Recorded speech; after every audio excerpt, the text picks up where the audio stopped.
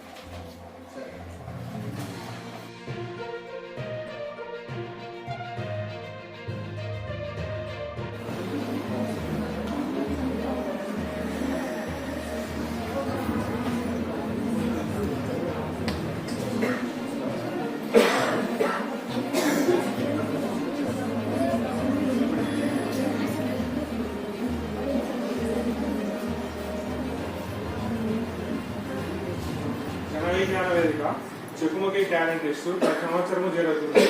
ఈ సంవత్సరం మన సిద్ధరాంపురం స్కూల్లో జరుగుతుంది. ఈ కార్యక్రమానికి ముఖ్య అతిథిగా వాసుదేవ రెడ్డి సార్ కొడినపల్లి ఆశ్రమ పాఠశాల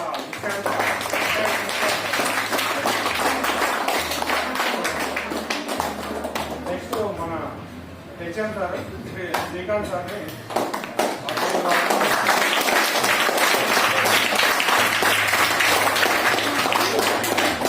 సమగ్ర శిక్ష assistant AMO Mahender Reddy sir గారిని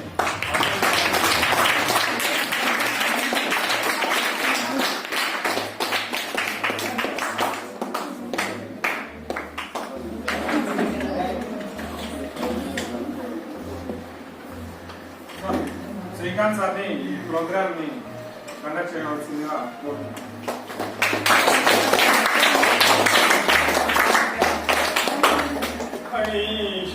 కుందమందార సుధాపయోధి సితతామర సామర వాహిని శుభాకారత ఒప్పు నిన్ను మదిగానగనెన్నడు కల్గు భారతి మదిగానగనెన్నడు కల్గు భారతి.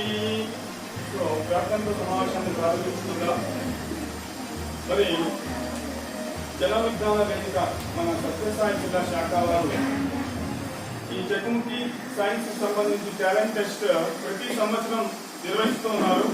అందులో భాగంగానే ఈ సంవత్సరం కూడా ముందుగా పాఠశాల స్థాయిలో నిర్వహించి అందులో విజేతలుగా నిలిచినటువంటి వాళ్ళని మండల స్థాయికి పంపించడం జరిగింది. మరి ముఖ్యంగా మండల స్థాయి ఈ చెక్కుముఖి టాలెంట్ టెస్ట్ మా పాఠశాలలో ఈసారి నిర్వహించుకోవడం మా అదృష్టంగా భావిస్తా ఉన్నాం. మరి అన్ని పాఠశాలలు కూడా పాల్గొని ఉంటే బాగుండేది. ఒక 2-3 పాఠశాలలు మిస్ అయ్యారు, కొన్ని అనివార్య కారణాలు మిస్ కావడం జరిగింది. అయినప్పటికీ నో ప్రాబ్లం, అందరికీ కన్వీనియంట్ గా ఉంటుందనేటువంటి ఉద్దేశంతోనే ఈ సిద్ధరాంపురం ఉన్నత పాఠశాలలో ఈ కార్యక్రమం మండల స్థాయి కాంపిటీషన్ ఈసారి నిర్వహించడం జరిగింది. మరి ఈ గ్రామీణ ప్రాంతాల్లో విద్యను అభ్యసిస్తున్నటువంటి విద్యార్థులకు ఇలాంటి కార్యక్రమాల్లో ఒక ఉత్తేజపరిచేటువంటి ఒక కార్యక్రమంగా మనం భావించవచ్చు. ఎందుకంటే ఎలాంటి సౌకర్యాలు మన పల్లెల్లో ఉండవు. బాగా అలవాటు పడిపోయింది. కాబట్టి ఇలాంటి కార్యక్రమాల్లో మనం పాల్గొంటూ ఉండాలి. బహుమతి పక్కన పెట్టండి, ప్రైజ్ విషయం కాదు, ఉత్సాహంగా పాల్గొనాలి. ఖచ్చితంగా అందులో బహుమతి పొందాలి అనేటువంటి ఉద్దేశంతో కేవలం టైం పాస్ కోసం కాకుండా ఖచ్చితంగా ఏదో సాధించాలి అనేటువంటి తపనతో కాంక్షతో మీరు ఇలాంటి కార్యక్రమాల మీద దృష్టి పెడితే ఖచ్చితంగా మండల స్థాయిలో పట్టణ స్థాయిలో ఉన్నటువంటి విద్యార్థుల కంటే మన గ్రామీణ ప్రాంతాల్లో ఉండేటువంటి విద్యార్థులే ఎక్కువ తెలివైన వారుగా ఉంటారు. నాకు తెలుసు, అది అండర్స్టాండ్ ఖచ్చితంగా చెప్పగలను. ప్రైవేట్ పాఠశాల విద్యార్థులతో పోల్చినా కూడా మన ప్రభుత్వ పాఠశాలల విద్యార్థులు ఇలాంటి కార్యక్రమాల్లో ఉత్సాహంగా పాల్గొంటారు, ఖచ్చితంగా సక్సెస్ అవుతారు. మీరు కూడా మరి ఇలాంటి కార్యక్రమాలు ఏవి జరిగినా కూడా ముందుండండి, అందులో పార్టిసిపేట్ కావడానికి ప్రయత్నం చేయండి. ఖచ్చితంగా మీరు కూడా మంచి పిల్లలుగా తయారయ్యేటువంటి అవకాశం ఉంది. మరి ఈ సంవత్సరం దాదాపు 5 పాఠశాలలు, ముఖ్యపట్నం బాలికల ఉన్నత పాఠశాల నుంచి, అలాగే వామదుర్తి ఉన్నత పాఠశాల నుండి, అలాగే కేజీబీ ముఖ్యపట్నం అక్కడ నుండి కూడా విద్యాలయం నుండి, అలాగే మహాత్మా జ్యోతిరావు పూలే ఆ పాఠశాల నుంచి కూడా విద్యార్థులు పాల్గొనడం జరిగింది. మరి ప్రైజు రాలేదని నిరాశపడాల్సిన అవసరం లేదు. ఇంకా ముందు ఎన్నో ఎగ్జామ్స్ మీరు రాయిపోతారు. అలాంటి వాటి మీద దృష్టి పెట్టి సక్సెస్ఫుల్ గా మీ కెరీర్ ప్రారంభించడానికి మీరు బాటలు వేసుకోండి. ఖచ్చితంగా ఎవ్వరు తెలివి లేనటువంటి వాళ్ళు కాదు. ఆల్రెడీ క్లాస్ రూమ్స్ లో, తరగతి గదుల్లో ఉపాధ్యాయులు బోధిస్తూనే ఉంటారు. మీరు మనసు పెట్టి వింటే 50-60% తరగతి గదులను నేర్చుకోగలుగుతారు. ఇంకా రిమైనింగ్ మీరు ఇంటి దగ్గర కాస్త ఈ టైం కేటాయించుకొని ఆ విద్యను అభ్యసించడానికి ప్రయత్నం చేస్తే 100% మీరు ఎప్పుడు కూడా ముందంజలోనే ఉంటారు. కాబట్టి ఆ విధంగా ఇలాంటి కార్యక్రమాలను ఖచ్చితంగా పాల్గొనడానికి ప్రయత్నం చేయండి. మీరు కూడా అందరూ సక్సెస్ అవుతారు.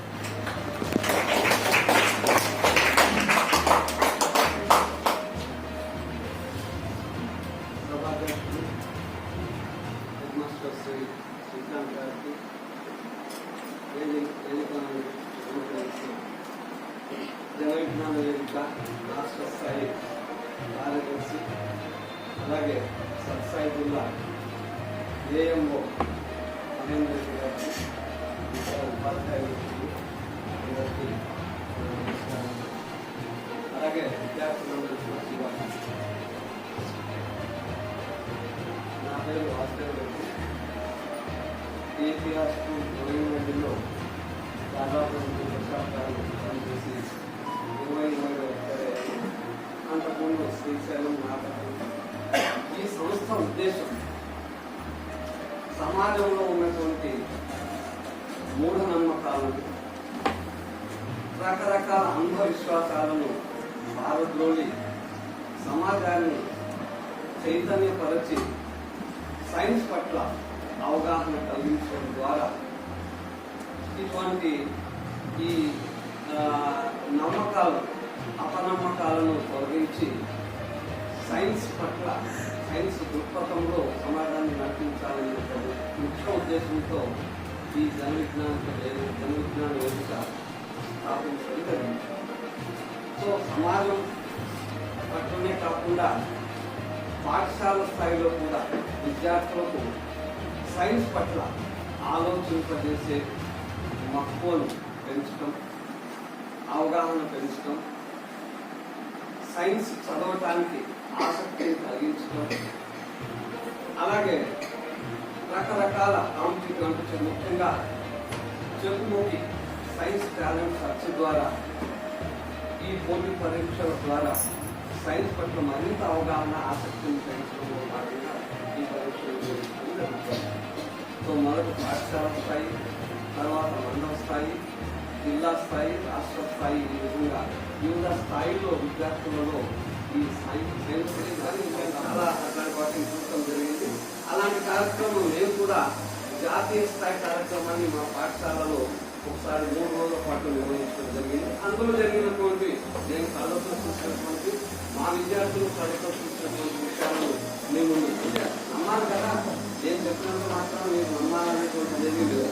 అని కళ్ళతో చూసే వాటిని అక్కడ పార్టిసిపేట్ చేసిన వాళ్ళ ద్వారా కూడా తెలుసుకోవచ్చు. నేను దానికి సైంటిఫిక్ రీజన్ తెలిస్తే ప్రతి ఒక్కరు కూడా అది నిజమని నమ్మే అవకాశం కూడా ఉంది. ఆ కళ్ళకు గంటలు పట్టుకొని ఊరంతా, హిందూపురం అంతా తిరిగి రావటం జరిగింది. అలాగే ఎంఆర్ఓ ఆఫీస్ ముందు ఓపెన్ చేస్తూ ఒక పెద్ద గుంట తవ్వి ఆ గుంటలో వ్యక్తులు దించి దాని మీద పూర్తిగా కవర్ చేసి మట్టి చాలా పెద్ద ఎత్తున వేసి ఆలు పెట్టి పబ్లిక్ ప్లేస్, చాటు కాదు, అందరూ తిరిగేటువంటి ప్లేస్, అందరూ మనుషులు పెట్టేసిన తర్వాత 24 గంటల తర్వాత మళ్ళీ దాన్ని ఓపెన్ చేసి అందరితో ఓపెన్ చేసి తీసుకురావడం జరిగింది. మనం ఏమనుకుంటామంటే ఆయనకు అతీత శక్తులు ఉన్నాయి కాబట్టి లోపల లైట్ ఉండదు, గాలి ఉండదు, ఏమీ ఉండదు. మరి ఆయన ఎలా బతుకుతాడో అని చూసేవాళ్ళకు, వినేవాళ్ళు ఆయన చచ్చిపోతాడేమో భయం కూడా లోనై ఉంటారు. కానీ ఆ నెక్స్ట్ డే తను బయటకు తీసినప్పుడు ఇందాక నేను చెప్పాను, కళ్ళ చెప్పడం తప్పున ఒకరే కాదు, ఒక టీం ఊరంతా రోడ్లపై తిరిగి రావడం. ఇంకా ఒకటి, మా పాఠశాలలో మా విద్యార్థుల ద్వారా చేసి మీరు కూడా చేయొచ్చు కొన్ని జాగ్రత్తలు. అంటే ఎప్పుడైతే మనం సైంటిఫిక్ టెక్నిక్స్ పాటిస్తామో ఖచ్చితంగా ప్రతి ఒక్కరు కూడా అటువంటివి చేయొచ్చు. మీరు పల్లెల్లో అందరికీ తెలిసినటువంటి విషయమే ఏంటంటే పీర్ల పండుగ జరుగుతూ ఉంటుంది. పీర్ల పండుగ జరిగినప్పుడు గుండంలో నిప్పుల మీద తిరుగుతూ ఉంటారు. అది అందరి వల్ల కాదు, అదేదో ఎవరో వాళ్ళ లోపల పూనుకుంటారు, దేవత పూజే తప్ప పోలేరు, అందరూ మనం చేయలేము అనుకుంటున్నాం. It's not correct. మీ ముందే మీకు తెలిసిన విషయమే చెప్తారు. బాగా ఎండలో బండలు ఉంటాయనుకోండి, అంటే బాగా వేడికి ఎండగాలన్నటువంటి బండలు మీరు వెళ్ళి నిలబడగలరా అంటే ఖచ్చితంగా నిలబడలేరు. కానీ టక్క అడుగులు అలా మార్చుకుంటూ వెళ్తే అటువైపు దాటుకొని ఆ బండలు దాటుకొని వెళ్ళగలరు. అది ఇక్కడ తేడా ఏమిటి అనేది గమనించాలి. అంటే నిలబడితే కాలు కాలుతాయి, కానీ అడుగులు త్వరగా మార్చుకోవడం ద్వారా వేడి వస్తుంది. కానీ అది కాలేలోపు మీరు అడుగు మార్చేస్తారు కాబట్టి ఆ వైపు వెళ్ళే అవకాశం అని. అలాగే నిప్పులలో ఎలా పోతారు అంటే ఆ నిప్పులలో బూడిద లేకపోతే, అది కూడా అక్కడ మీరు గమనించాలి. బూడిద ఉన్న నిప్పుల్లో దాటిపోవడానికి బాగా ఎర్రగా కాలినటువంటి